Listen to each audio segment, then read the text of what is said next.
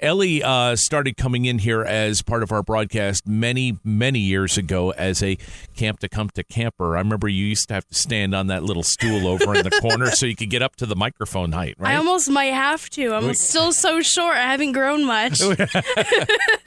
But Ellie, you used to come in with your mom, Yep. and then you shocked us all by driving on your own.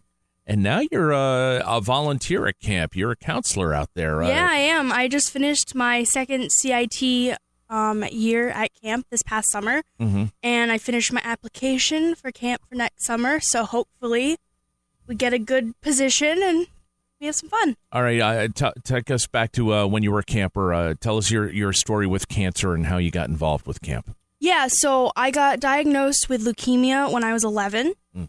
And going back and forth from the hospital, the doctors and some of the nurses were like, oh, there's this camp called Camp TaKumTA. And I was like, okay, well, I've only really ever been to one summer camp, and that was kind of hard. So I was like, I don't know. And I didn't go the summer I was diagnosed. I was like, oh, okay, I'll wait a year because I didn't really know anyone. And so I waited a year, and I kind of met some people through Relay for Life. I met Megan. We're pretty good friends, I'd say. She was one of the only people I knew going there, so that was great knowing somebody. But yeah, then I went the next year, and I didn't really know what to expect because the only other summer camp I had been to was a Girl Scout camp, and so you kind of knew what to expect. And was that Wapanaki? Yes. Yeah, yes. It's not there anymore. I know. It's so upsetting. It was so beautiful. Yeah, it was. But yeah, so I mean, except for the rats under the cabins and stuff. Yeah, that's true. That wasn't too pleasant, but you work with what you got. Right. But yeah, so I didn't know what to expect, and so I'm at the hospital waiting, and the buses pull up, and I'm like, okay, so here we go. And the first thing I notice is all of these, 4 women get off the buses, and they have these crazy colored wigs, and I'm like, what did I sign myself up for? I am so confused, but I'm like, okay, I guess I'll just go with it. And so, I just got on this bus with these weird women I have never met before, and they've turned out to be a couple of my greatest friends that I love so dearly. And I'd like to say camp is my first family, but I don't think my family would like that very much, so they're my 1.5 family, I'd say. Well, I think your family gets folded into the camp family. Yes, right? definitely. Just by being part of it. And it really is a family. And you hear that bandied around so much. People are, we're all part of it. But camp. It really is. It's a very special family that no matter how long you've been there, if you go there 1 year, you're instantly part of the family. You get connected. You create all these relationships that you didn't think you would create. And it's really an amazing place. You've been there long enough now that you've made relationships, and with some of the campers we have lost. Yeah. And maybe one of them comes to mind right now. Who might that be? Sammy. She was a first-year, last-year camper. Right. And we went to Alabama together because we do the exchange. So 2 of our graduating campers go down to Alabama.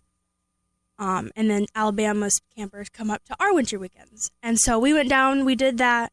We weren't really close over her summer camp, but getting to hang out with her at that Alabama trip, it really brought us close. And then to hear she passed away was really hard. But, yeah. And that's part of the camp story. I mean, It's just something that I won't say anybody ever gets used to it. But it is what sort of sets apart Camp TaKumTA from everywhere else. Yeah, it's definitely, when you hear someone's passed away, it's definitely hard. But I've gone through it a lot of times. That each one it gets a little bit easier, but it still breaks my heart. You saw Sammy at camp. Some of the experiences. Just if somebody's listening right now who's thinking about making a donation. Just what did their donations do for somebody like Sammy in past years? It gave her just 1 week to have fun because she was probably one of the smartest people I know, and she was working so hard for college, and she had to drop out a whole bunch of times. And so getting to go to a camp for just 7 days, it really gave her fun, time to just let go, and to just forget about all of the chemo and everything that she's going through out of camp. It's just that one period of time where you can just be a kid and not have to worry about anything. 863-1051 or toll free 1-800-501-9565. We're talking to Ellie Martin, who we've known since she was a I don't know, 11, 12-year-old kid at Camp TaKumTA, and now she's here as one of the staff volunteers at camp and talking about friends who she has lost through her years at camp, and but understanding that when you make a donation to Camp TaKumTA, sometimes you are giving a child and the family of that child great memories, to know that their child went and actually did have some great experiences in the short time that they were with us. And then we have success stories like Ellie, and seeing her smile in here and seeing her come back year after year and helping out here is just, it makes it all worthwhile.